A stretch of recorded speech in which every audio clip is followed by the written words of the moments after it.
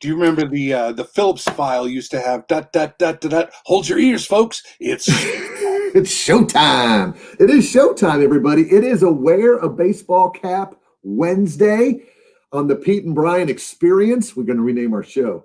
Leadership and Laugh with Pete and Brian. Giving you guys a little backstage as we get started today. I was asking Brian about his lid. So if you're listening on the audio podcast, you can't see it. But if you're watching, Brian, tell us a little bit about your hat today. Well, what I'm wearing here is a hat that I got from a restaurant here in Denver called Park Burger.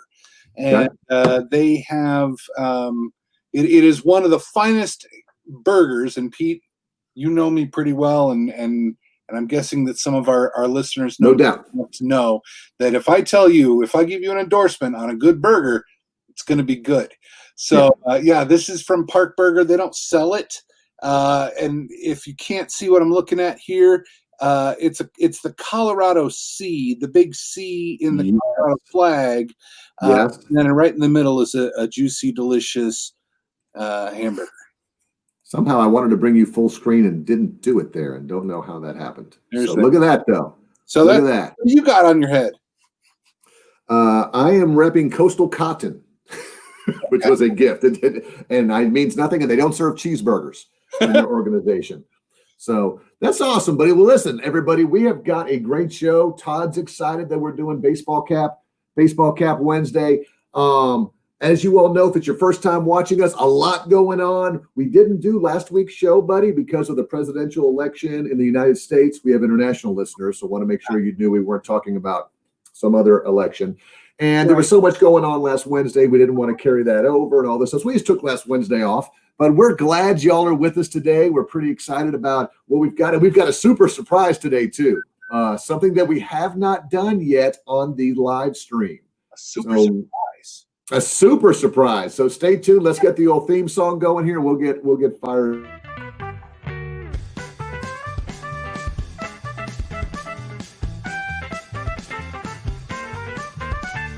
It's time for leadership and laughs with Pete and Brian.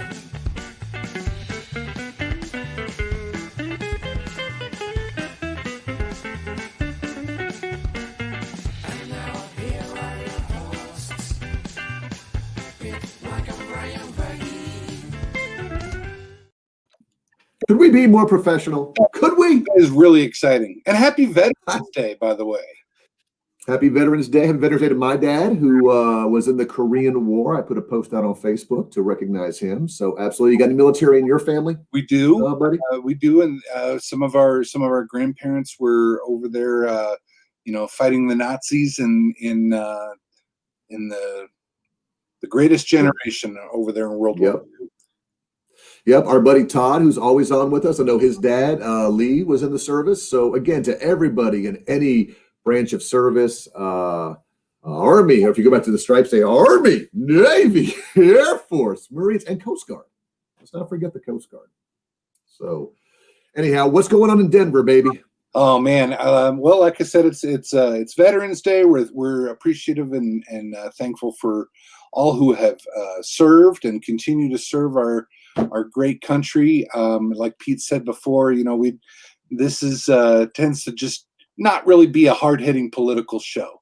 No. Some of the things we discuss today, or during Leadership and Laughs, may wind up being loosely related to some of the things that are going on in the world that we live in. But for this 1 hour a week, we try to keep it as beautiful and lovely as the day in Denver here was today. Absolutely. Words you will not hear from us today are words like recount, transition, and maybe even gumbo. I don't know. No gumbo? Yeah, no, I was waiting for you to throw something out there. No gumbo.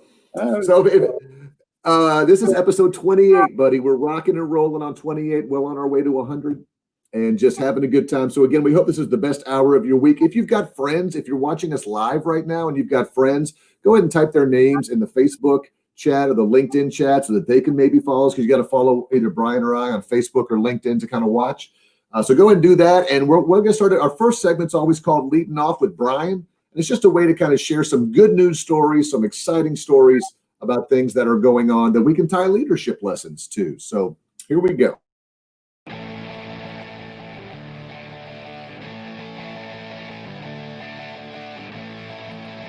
Brian, I hope you can hear that. That's your own theme song musing. It's good. It sounds good, Pete. It makes me very, very excited. It makes you feel professional. All right, what do you got for us today, buddy? Oh man, so like we said, we don't stick our heads in the sand about all the things going on in the world, Right. But we are going to talk politics, Pete. We're going to talk politics right now. No way. On this show? Yeah, we usually try to stay away from that, but this one's too good not to share. All right. Throw up that picture up there, Pete. The good citizens of Rabbit Hash, Kentucky. Rabbit Hash, Kentucky have they've spoken in their recent election, and their next mayor will be a 6-month-old French bulldog, Wilbur Beast. This is Wilbur Beast we're looking at here. If you're listening in your car, if you're not watching the live podcast, this is a little French bulldog wearing a red, white, and blue beanie hat. He's also in an MG convertible, which you don't see that very often. Look at that.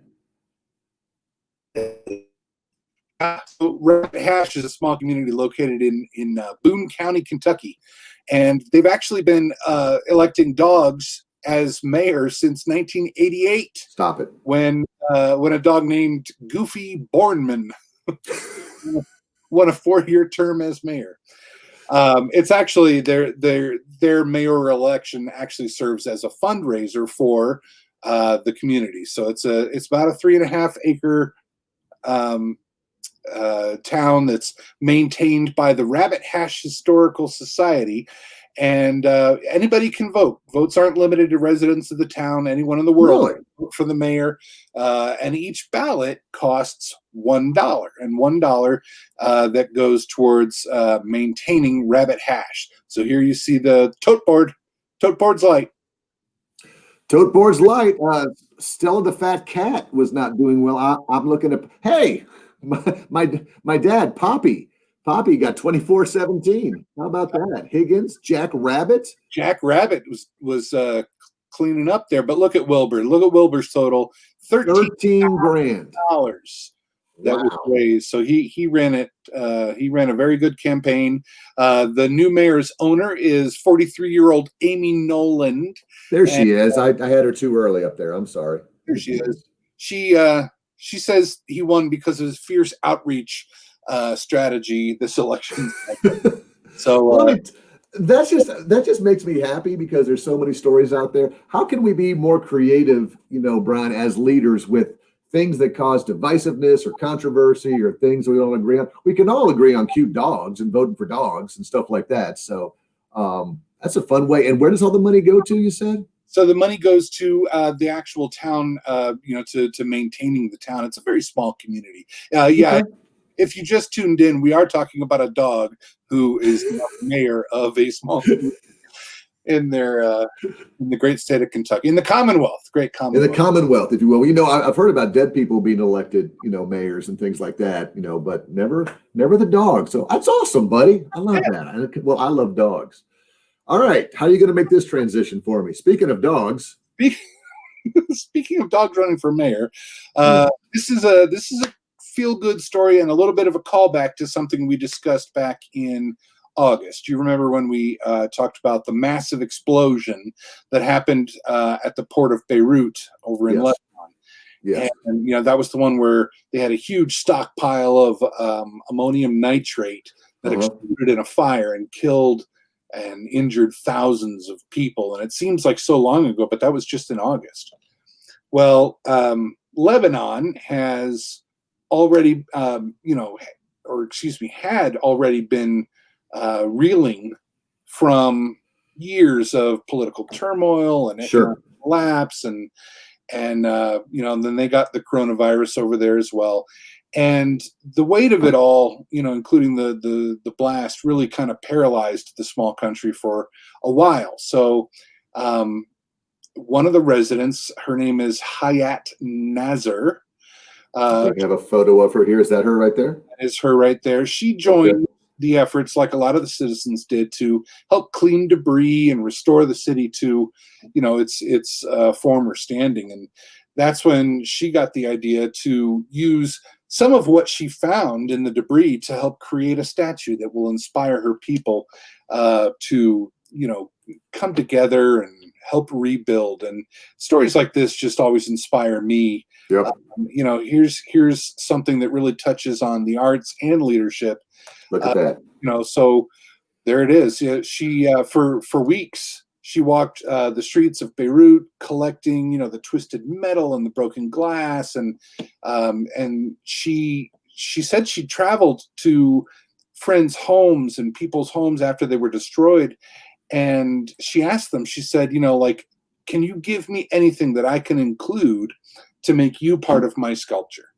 And she was shocked because people gave her really personal but valuable things from their childhood, things that things that were their grandparents who had died in the Lebanese Civil War, things they wanted to save for their own children, but they gave it up to the community. So a lot of emotion went into it, and she put them all together. So if you can't see the statue here.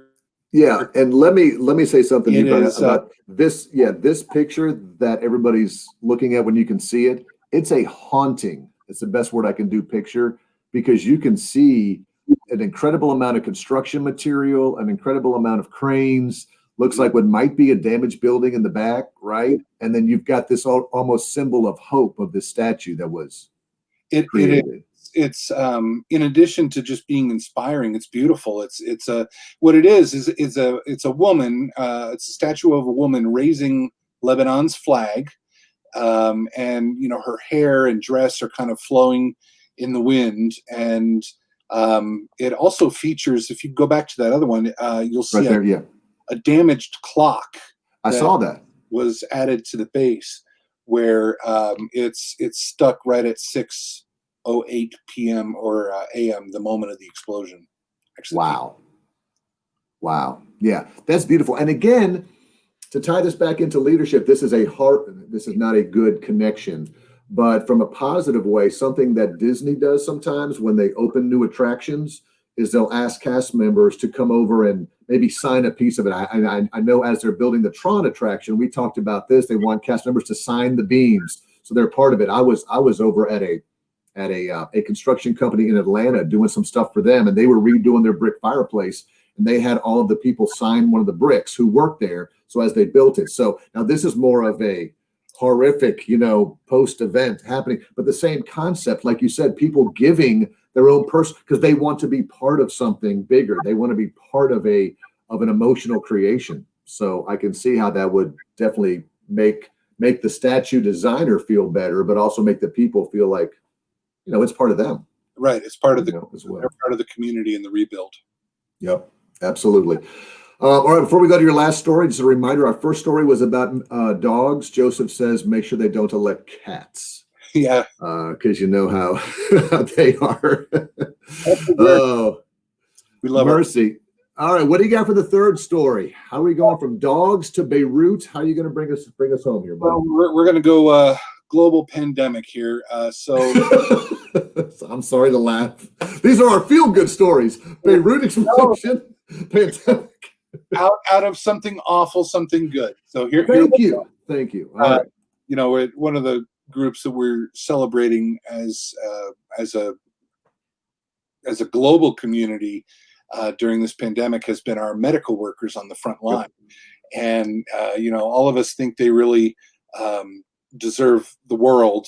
And one company actually came in and created something that not only will give them some recognition, but also a really nice break once in a while. Okay. So this is called the Hero Recharge Program, and it provides free outdoor adventures like surfing and rock climbing and mountain biking, as we see here, to hundreds of frontline healthcare workers in major cities across the United States.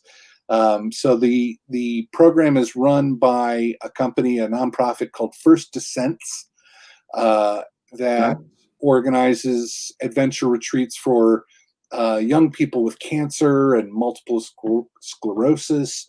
But as the pandemic overwhelmed healthcare workers, many of them, risking their own lives and dealing with burnout and illness and even PTSD and depression, the organization's founders found a way to help.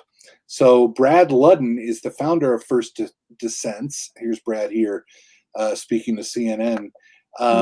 And, he said these healthcare workers have been stuck for days, weeks, months now inside without seeing the light of day. So, giving them a chance to be outdoors is tremendously powerful for healing and connection with others who are in the same boat as them. And it's just, one of the most powerful things that he felt like he could provide for them. This picture that I'm showing right now that you sent me is a bunch of folks around like an outdoor fire pit. Is this like, because you talked about mountain biking and all that, is part of it sharing as well and group dynamics? It's a chance to connect with other frontline medical workers like yourself. And the picture we're looking at is a whole group of people sitting around a campfire, and you'll notice everybody wearing masks and keeping that proper social distance because these are medical professionals. But they get to sort of do this as a team building and reward as well. And that's something I think, buddy, we all got to be looking to right now as leaders with the whole concept of, I don't know what's happening in Denver, but right now in Alabama, our numbers are going back up again. We've got a few school districts that are starting to say we're going back to remote learning. So again, there's quite a cautionary tale right now of they were working hard before. Maybe it wasn't so bad in the past 4 to 6 weeks, but at least where we are, the numbers are going to go up. And how do we make sure that all of these frontline workers, especially in the healthcare industry, that their mental and physical needs are being taken care of? So is this a nationwide thing, or is this just a regional thing? Do you know? I don't know. That's a good question. It was reported nationwide. Okay. And what's the name of it again? Just so if people want to look it up and see. Yeah, it's called the hold on. It's called the Hero Recharge Program. Hero Recharge Program. I remember that because it's actually the title on my show doc. It's the Hero Recharge Program run by the nonprofit First Descents, as in like descending down a mountain. Awesome. Outstanding. Well, man, that was leading off with Brian. Good job, everybody. Feel free to leave your comments, stories that kind of motivated you or inspired you there. Thanks, man. I mean, I love getting started with your stories because they remind us that we're also focused on the negative stuff in life right now and the good we can do just as humans and as leaders and as co-workers and as family and friends. Man, we can do a lot right now. So speaking of people who do a lot, we got a new segment for you. We got a new segment. Yeah, give me a bell. Give me a bell for a new segment. Hey, yes, it's a new segment. So we've got this new segment where we didn't want our show to be an interview type show. There are a lot of great podcasts and live streams where they bring in one person and they interview them for the full hour. That's not really us. We like to go back and forth, witty banter, tell some stories, break it up, all that. So there's audiences for that. But we do every now and then want to bring somebody on. So this is a new segment called Learn from a Living Leader. And I think I actually, Brian, have a little music for it. So stay tuned while I pull this up. Where's the button, bro? Oh, here it is. Who does Pete respect? This person coming up next. It's time to learn from a living leader. It's time to learn from a living leader. And we don't bring in the dead ones, Brian. We only bring in the living ones. This is like one of those sports talk shows. So anyhow, everybody say hello to my good buddy, Anthony D. Sparks. You can find out more from him at anthonydsparks.com. Anthony is a friend of mine. We've known each other in the world of leadership training for at least the past 5, 6, 7 years. And Anthony, welcome to the show, buddy. Thank you so much for having me. I've been excited about it. Looking forward to it. That's cool. That's cool. So again, the reason we're bringing you on, and again, Brian is kind of meeting you for the first time today, is to talk just a little bit about, we're focused on leadership today, not the negative side, but the positive side. So let's just get right into it, man. Tell us a little bit about your take on leadership. How do you motivate and inspire others? A little bit about your background and how you do that. Okay. Well, first off, thank you, Pete and Brian, for the invitation. Just in this little bit of time that I've been kind of backstage hearing, man, I'm loving what you guys do. Love the energy, leadership and laughs. I think those two things absolutely go together because they need to go together. No doubt. Because leadership can be crazy, and so you need as much laughter as possible. Yeah. But as you said, my name is just Anthony Sparks.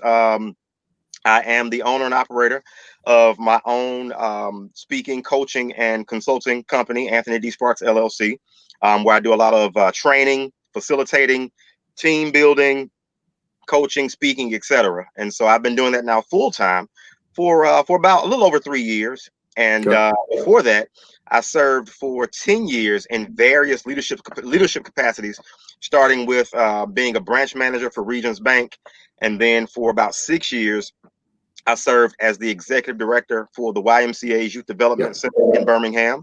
And for about a year and a half or so, I served as the Jefferson County site coordinator or director for a local nonprofit here, managing their federal grant program. So yeah, got some experience in the leadership. You're doing it for sure. And by the way, thanks for putting on a lid. I noticed when we first had Anthony on pre-show, he didn't have one, but he realized it was Baseball Cap Wednesday, apparently. So I hope he didn't run out and buy that somewhere real quick. Oh, it's also No Hair Wednesday. There we go. All right, buddy. Give us your take on leadership and COVID. Everybody out there is either leading, managing, trying to inspire teams that are working remotely or teams that have been separated or back and forth. What do we need to know right now, or what are you seeing out there around how do you manage during this time of COVID? What are some tips we need? Yeah, I think when it comes to COVID, one thing that I really think that it's done is I think it's kind of tested the effectiveness or efficacy of leadership, of our leadership. And the reason being is because, when you go from leading in person to now leading in person and remotely, and you're leading, whether you don't know if you're going to be open or open fully or open partially or, not at all. I just think that COVID has really, really, really been a time of proving for a whole lot of leaders to see if what we're actually doing is leadership or management. And the difference, the distinction I make with those two, and again, it's kind of splitting hairs, but the distinction for me is leadership is really focused on people, whereas management is really focused on a process or a product. Both are important, but when it comes to the true nuts and bolts of leadership, it's about your people. And so I think COVID has really, really, really put leaders on notice in a good way, to see if what we're doing is actually working and if it's transferable across, regardless of the circumstances. So. Do you think that we're all defaulting to management right now because it's just easier? We don't know how to deal with the emotions. We don't know how to deal with so let me just get into the task side, or do you find some people are becoming better leaders during this time?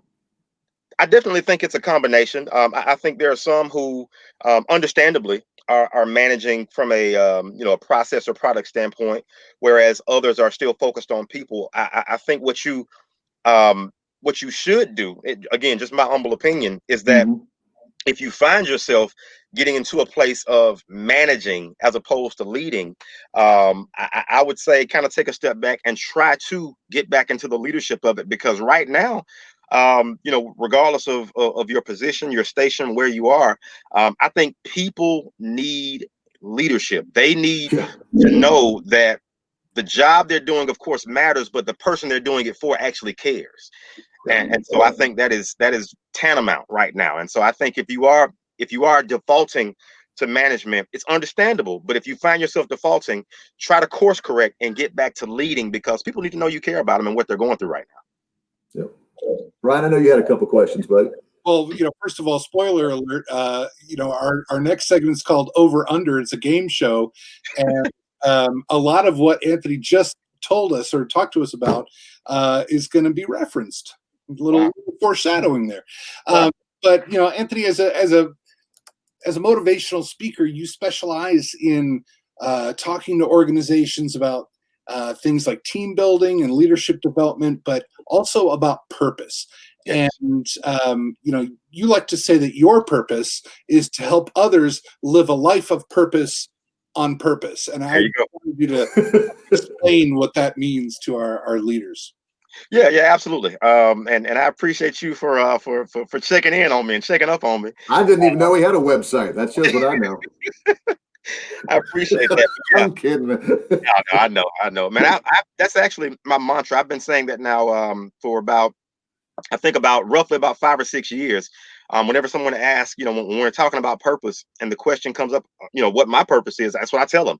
It's to help others live a life of purpose on purpose. And what I mean by that is simply that I think that if you're gonna live the fullest life you can, if you're gonna do everything that you're destined and designed to do, then I want you to do it as intentionally as possible. And so, it's one thing to slip up into success or slip onto it or just kind of accidentally find it.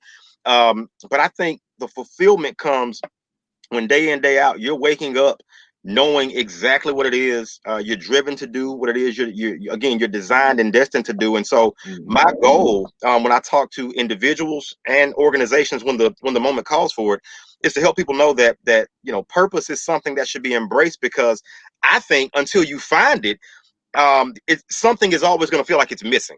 And so with that being said, if I can help somebody kind of tap into why they're here, what it is they're meant to do, then I think I've helped somebody really, really, really put some definition into their life and really help them find some fulfillment and some achievement. And so my whole goal is to help people be successful on purpose, not just accidentally. And if it is accidental, the problem with that is typically when it's accidental, it can't be replicated. And so my goal is to always help people scale it, replicate it, because again, I just believe that it's sustainable when it's intentional as opposed to accidental.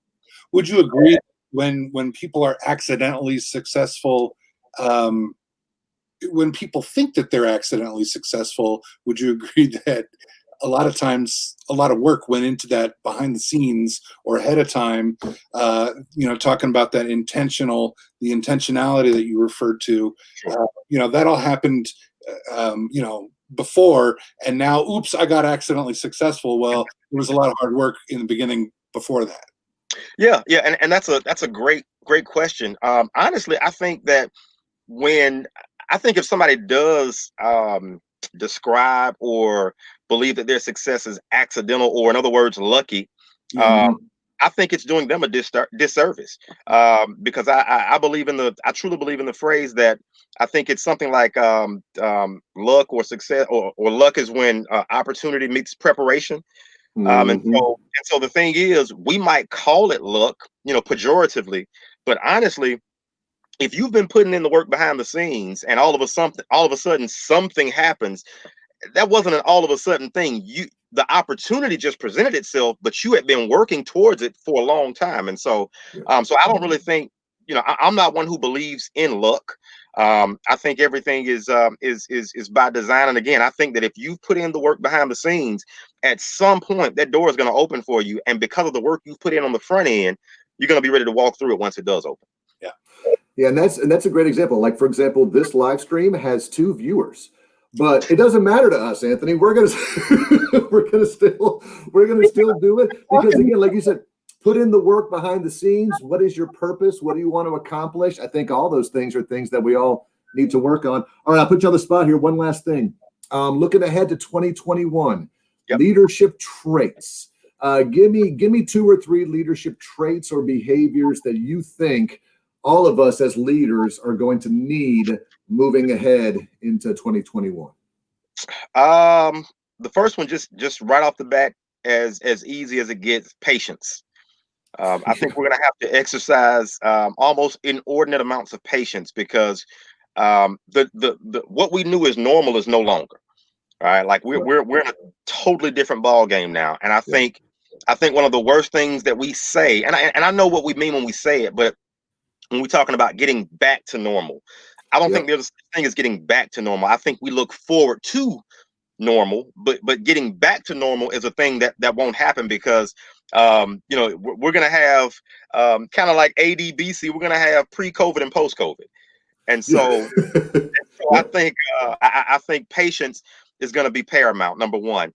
Number two, I think, and this might sound a bit cliche, but listening, having patience and being able to listen. Listening is super elementary, but I think I believe that the more advanced we become as a society, and the more elevated and educated we get as individuals, I think we listen less. I think we find ourselves coming into conversations with preconceived notions and prepackaged thoughts. And instead of adjusting based on the new info that we get presented, we kind of try to adjust the info to fit our thought pattern. And Yep. so when talking to others, especially in leadership, I think it's going to be paramount that we listen to both what's said and what's not said, Oh yeah. to those that we lead, because that's going to be absolutely critical as we move forward. Now with what we've been given. Yeah, I mean, you nailed it. Patience and listening. Something I sometimes throw out in some of our training classes is you've heard of read between the lines. Yep. You also have to listen between the lines, which is That's what right. you said. Kind of listen for what's said, but also listen for what's not said. Hey, this right. has been fantastic. Give us a few seconds to pub whatever you got. How can people get a hold of you? What do you have? What do you do? Go ahead and share a little bit with us. Sure, absolutely. Again, I appreciate the opportunity. It's been fun. Yeah. Time also. But yeah, I can be reached. My website is just simply www.anthonydsparks.com. Social media, my username on all platforms is just Anthony D Sparks. Super easy to find. And also, I do a weekly podcast. The name Yep. of the podcast is Crock Pod, like crock pot that cook in, but Crock Yep. Pod, the D, Mhm. Crock Pod Conversations. We do it every week. Been so floored by how that's doing. We got over 10,000 downloads now, 25 countries. So yeah, it's I think it's a good listen. Definitely entertaining and inspiring. I try to be, at least, and so check it out. But yeah, Anthony D Sparks website, social media, etc. You can get me like that, and I'll be more than responsive to you. So Anthony's also a fellow author, got a couple books out there that he's written, so yeah, he can help you out there. Hey, we'll definitely bring you back for a future. I really appreciate it, man. Thanks for spending time with us. You're awesome, buddy. I hope we get to have lunch again soon. Brian, Thanks, Anthony. Your 5-star rating on Apple Podcasts is something to be desired, and I know that your podcast is the kind of thing that we aspire to be as well. Wow. So thank you for being on. No, I thank you all. Thank you for the opportunity. I appreciate you. Thanks, buddy. Have a good night. All right, you all too. All right, man. That was good. He's good, huh? Yeah, dude. Patience and listening. That's where we need our audience to be patient, because right now they're saying, when can we play the game?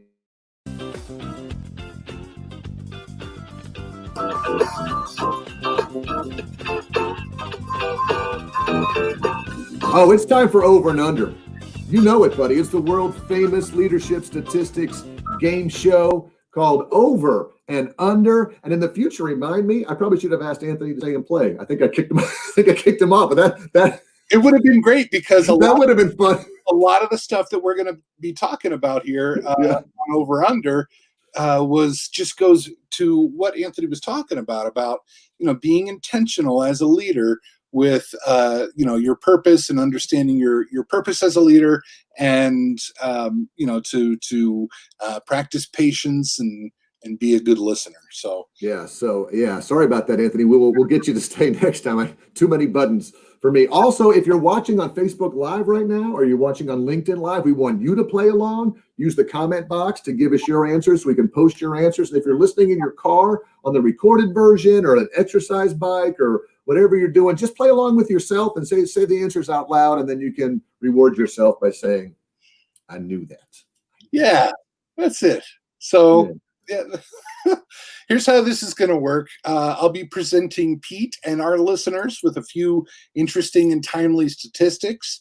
And you are all going to have to decide if the actual number is over or under the number I give you. So we do, like Pete said, we want to encourage you all to play along. Go ahead and chat in those answers, and let's get to it. So, Ready. Pete, there is a leading people in performance platform. There's a lot of alliteration there. It's called 15.5, and they recently released their 2020 workplace report. So it's an annual report of the latest workplace trends, and it's a survey that was taken by managers and employees. And the report found three main issues that we'll kind of get into here, but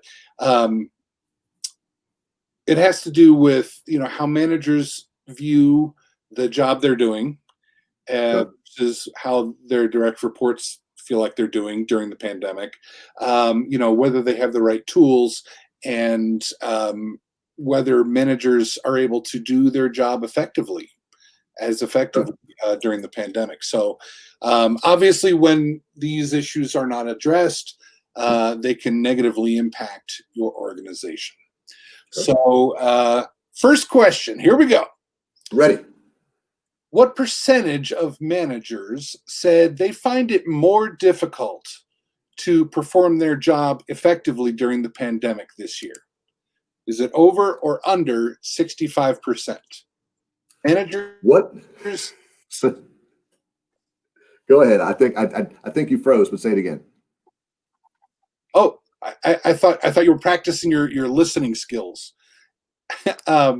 What percentage of managers said they find it more difficult to perform their job effectively during the pandemic? Over or under 65%? I am going to use myself as the model, which is rare because I rarely do modeling.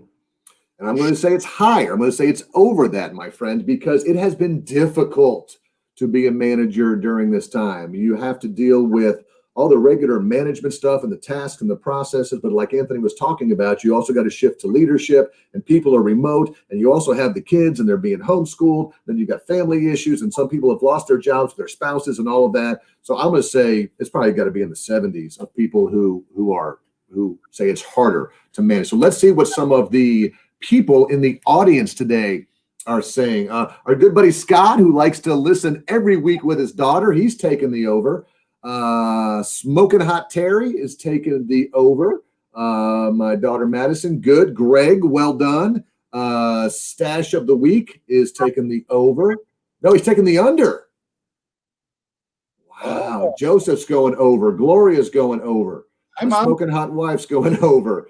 Yeah, most of us think that it's harder to manage during this time, except for my buddy Greg. Let's see. What do you got? I'm giving the bell to Greg. It's actually under 65%, but just barely. It's 63%. Ooh. 3% of managers actually said they find it more difficult than usual to perform their job effectively. And the report also goes on to say that this feeling increases with the amount of responsibility that the manager has. Okay. And you know what? If we were to reframe the question, that's almost 2/3, right? So almost 66%. So almost 2/3 of managers thinks it's more difficult right now. What are you hearing, Brian, where you work? Now, again, you work kind of in a remote workforce, so not a lot of the logistics have changed. But are you hearing anything about how it's more difficult in your organization right now to manage? No, I'm not. Because you're so used to because you're kind of a remote organization. It's interesting. A lot of managers feel like it's all right. So, like you said, 2/3 of managers feel like it's more difficult to perform their job as a leader, right? Right. That number should be higher, right? like I was with you. I only knew the answer because I read the report, but. Yeah.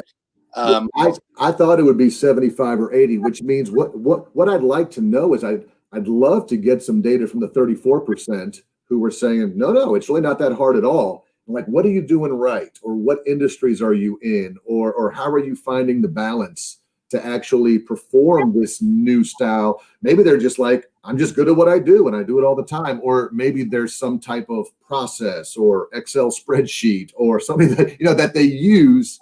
Or it could, to like kind of help them. Greg Busby says, it also could go to ego, Oh, sure. Sure. Yeah. I- Not everyone's going to say that it's hard. Which is an interesting transition to our next question. Excellent. Bring it on. And by the way, hi to, let's see, John Roberts is joining us tonight. By the way, I believe your mom says hello. Did you notice? So Stood up straight. nice. She was, Yes. She's like, her name. Brian, shave that goatee. I don't even know if she talks that way, but that's how I imagine that Gloria will talk. Brian! All right, go ahead. All right, Pete.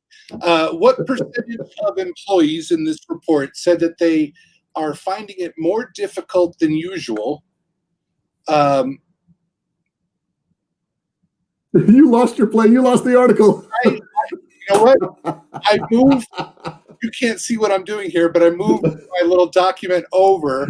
I started reading the first question again. All right. You forgot. All right. Percentage of employees said that they are getting the support they need from their managers. No. What percentage of employees said they are definitely getting the support they need from their managers? Is it over or under 60%?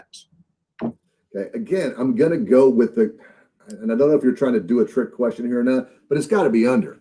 I mean, it's because, again, when we're all in the office, I can connect. I can read your body language. I can react to obstacles that are in your way right away. When I'm remote, I get you on a Zoom call, or you've got multiple things, and I just can't get in. So, I mean, common sense is going to dictate that employees don't feel like they're getting the support that they need right now. We'll see what the audience says. Sherry says under. Again, Scott's going under. John Roberts, thanks for joining us tonight, John, on LinkedIn. He's taken the under. And what I'm trying to do, Brian, is I'm trying to think why it would be over. Why would employees think that they're getting more support? So I'm trying to talk myself into that, because maybe employees are saying they're getting more support because managers are overcompensating by double checking and triple checking and all that. But I just don't think so. And most people agree with me. Greg's going under. Joseph's going under. We're all going under, buddy. Give us a bell. All right. Giving the bell to Cedric, who said over.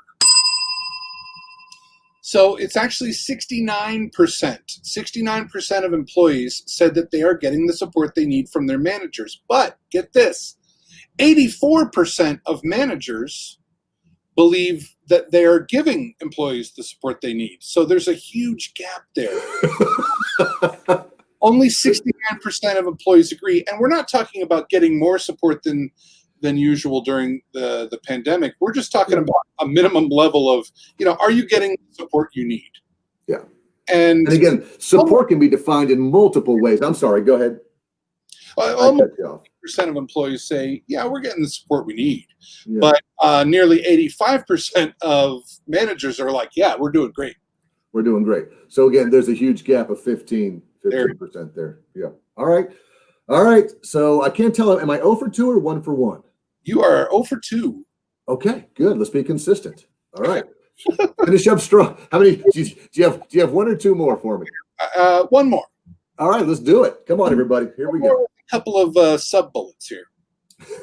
All right. So, Did you ever see Back to School with Rodney Dangerfield? Yeah.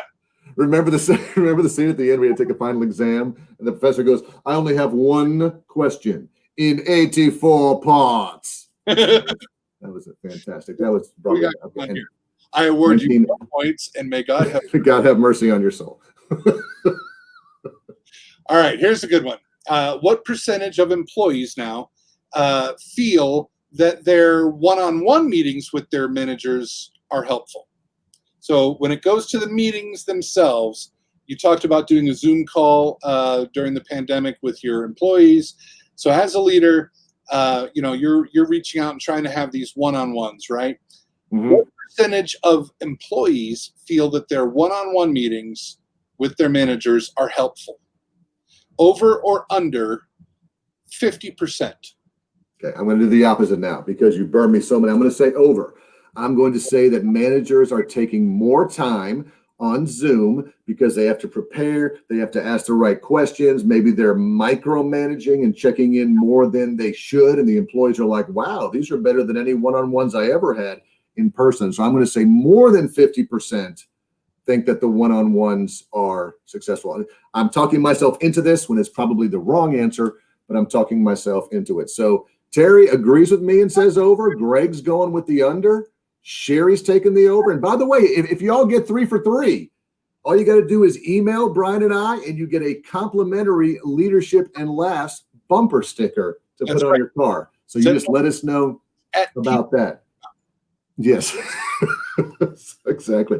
Megan, thank you for joining us. It's so good to see you, buddy. Megan's joined us tonight. She's going with the over. So good to see her. Joseph taking the over. John, I'll tell you, Brian, you have definitely stumped the audience because most of the time, most people were one way or the other. I think I may have talked some people into over, or people think that I'm 0-2. So they're taking the under on purpose because I took the over. My daughter's smart. She's taking the over. All right.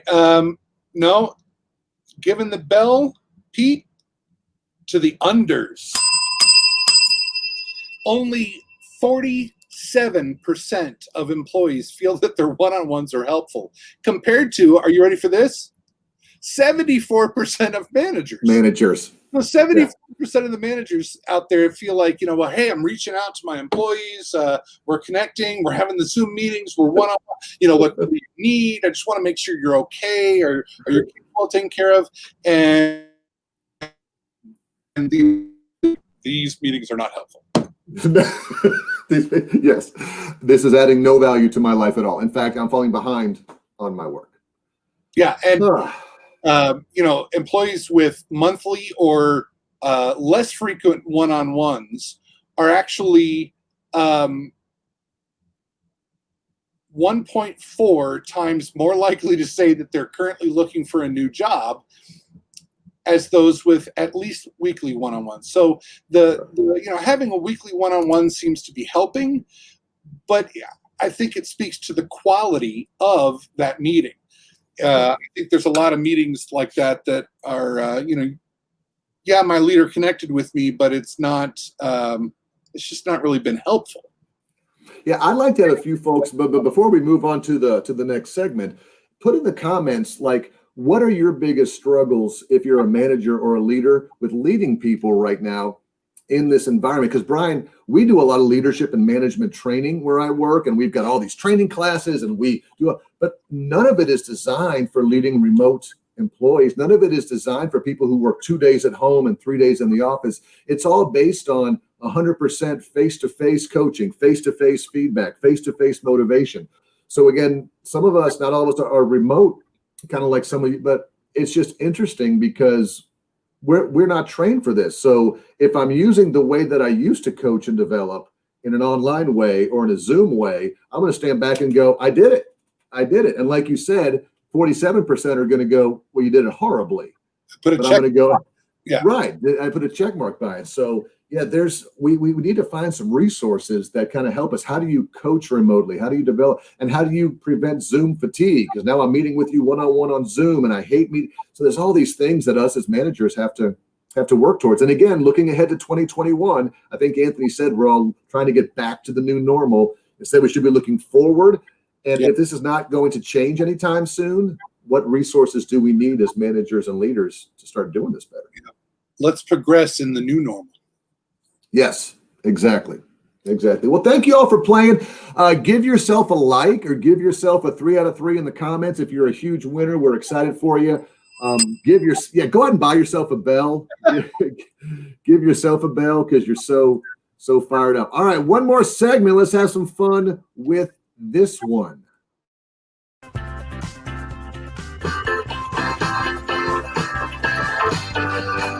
Just the music is motivation, isn't it?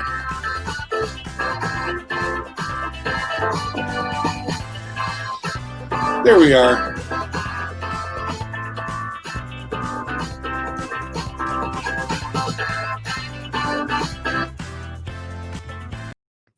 You know what's funny?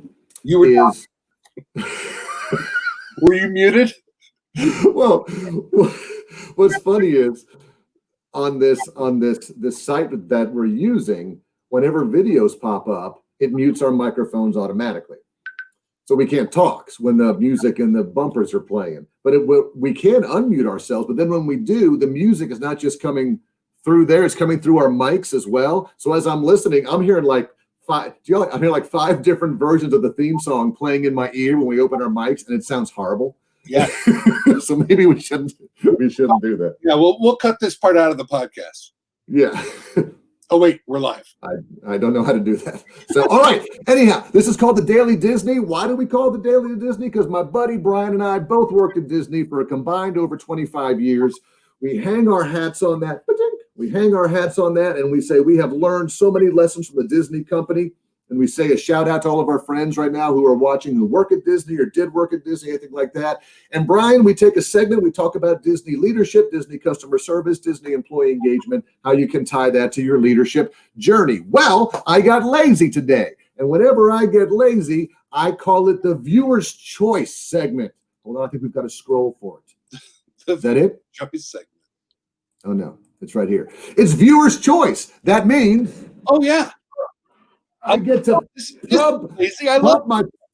Who designed this cover? Who designed that cover? somebody who's got some graphic skills. That would be you, my buddy. Yeah. So what we're going to do, everybody, is we're going to, rather than us tell you, you're going to pick numbers 1 through 55. And go ahead in the comments right now of Facebook or LinkedIn Live, throw in a number between 1 and 55. I'm going to open to that chapter. I'm going to tell you the story that we learned from Disney. And then Brian and I are going to have witty banter all about how we can take this story or this trait and put it into leadership. Now, the worst case scenario, Brian, is if everybody is logged off and no one puts a number in there, and then we're absolutely stuck. We got a couple coming in. Let's get those numbers coming in. 37 is a good number. Oh, good one. Scott, appreciate you. Number 1, good. I'm going to wait. Unlucky 13, Madison. You know what? I think this is the first time that Megan Michelle may have joined us or commented. So we are going to do that. And then John Roberts, we may go to 52. Let's start with the good Megan Michelle. Thank you. Thank you for joining. Lucky 8. Hi, Megan. Yeah, and Megan, awesome. Yeah. Remember Megan? Everybody loved Megan. Everybody loved Megan. All right, here we go. Chapter 8. Here we go, buddy. Sometimes I wonder how I wrote a book when I can't even read. Chapter 8. Yeah. Act like a leader at all times. Like that's actually something we have to write about. Act like a leader at all times. All right, here's the Disney story that goes with this. So I just got promoted to management, Brian, at Disney's Port Orleans Resort. I've heard of it. And I was there, and I was the closing manager one night, and it was about 8:00 at night, and all of the frontline cast. And this is a great example because many of us in our lives have gone from what's called from buddy to boss, or from peer to boss, where you start managing the people who you were once side by side with. So that was me. We were all peers, and then I got promoted to the management role. Well, you know as well as I do, buddy, that as soon as you get promoted, you have to start acting a little differently because you're in management now. But then people go, "Oh, you've changed. You've changed. You're not fun like you used to be." And I was young, and I was having a hard time bridging that. So believe it or not, one night there was a burping contest behind the front desk, and a couple of the front desk cast members were going, "No, I can do better." They burped, and then someone else said, "I can do better." They burped, and I wanted to be the cool manager, right? So I went, "That's nothing," and I went, and all of a sudden, everybody, it's just like a TV show. Everybody stopped and looked at me, and I thought that they were impressed with my belch. Instead, the front office manager, Adriana, had not gone home yet. And so she was standing in the hallway, and she does this, "Pete." And you can imagine everybody goes, "Ooh," like that. And right there, you had one of these. You went, yes. And I shouldn't have done that. And she gave me this whole talk about what it means to act like a leader at all times, and what it means that you're no longer a peer. You now have a higher calling, and that, you have to make this segment, and you can still relate and all this kind of stuff. And it really affected me because it may be sort of now. It doesn't mean you just flip a switch, Brian, and become I'm big boss person now, and I can't. You are little people. What it does mean is there's some common sense things that you have to act and carry yourself with that sort of gravitas, like a leader / manager. There's at all times. There's nuance to it, and I think we learn that with experience as well. Yeah. You know, the older we get, the longer we're, you know, when we worked with Meg and Michelle back in the day at Disney, you know, it was we had fun. We've all learned a lot. We've all become a leader. So again, some of the things we want to be aware of in this chapter is, again, are there any negative traits or behaviors, Brian, that you have as a supervisor that you should change? And check with your fellow supervisors. Ask them if you have any behaviors that seem too inappropriate or too chummy, and how can you better model this role of a new leader to help in your personal and professional development. So act like a leader at all times, chapter 8. Let's finish up strong. John Roberts, thank you for mentioning chapter 52. Let's go back there. Oh, that was 53. 52, buddy. Allow for a culture of creative risk-taking. Yeah. Leaders should allow for a culture of creative risk-taking. Now, not just risk for the sake of risk, but I tell you, we get some great ideas in our organizations. We get some great creativity and thinking by taking calculated risks, by taking some creative risks. So again, it says here in this book, Brian, 55 Ways to Add Disney Magic to Your Organization, that if the CEO does not create a culture of calculated risk-taking, then there'll never be any creativity and innovation. Disney has had its share of flops, mistakes, and closed attractions, from theme parks to resorts to television, even to merchandising, many mistakes along the way. But the beauty of failure is that it allows the employees to learn, grow, and create something even bigger and better. So again, the idea that as leaders, people are afraid to fail around you. You need to create a culture that people can take calculated risks, safe risks, creative risks. And if it doesn't work, you know what? We'll fix it. We'll change it. We'll adapt. If it's not costing the company millions of dollars, you don't want your mistake to cost millions of dollars. But sometimes we get too afraid of failure not to take creative risks. You have a culture of creative risk taking where you work now?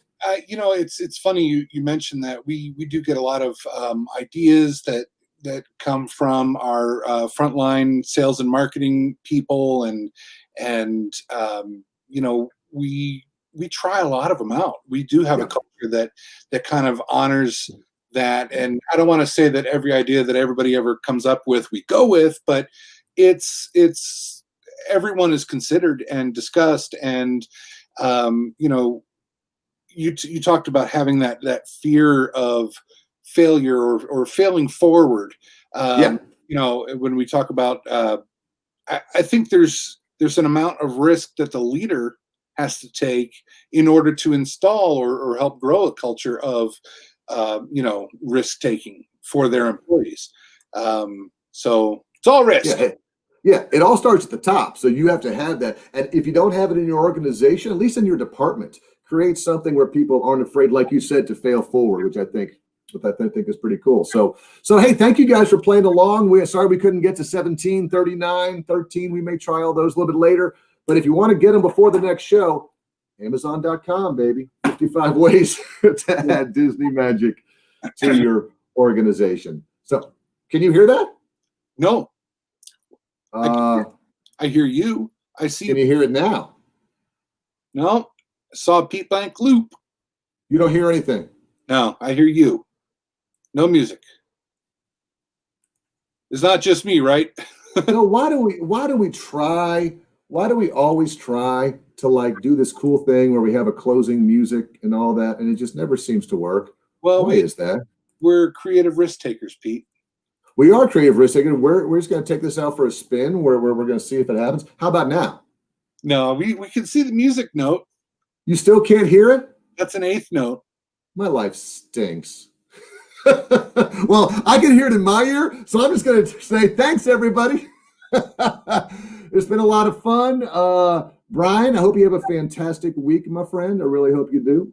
Same to you and your family, Pete. Thank you all for listening. We ask that, you know, you guys go out there and do something kind. Be kind, be intentional and purposeful as Anthony Sparks told us tonight. But put some kindness in the world, and let's all love each other. Amen, brother. All right, man. Have a good week. Thanks, everybody. Tell your friends. We'll see you next Wednesday night.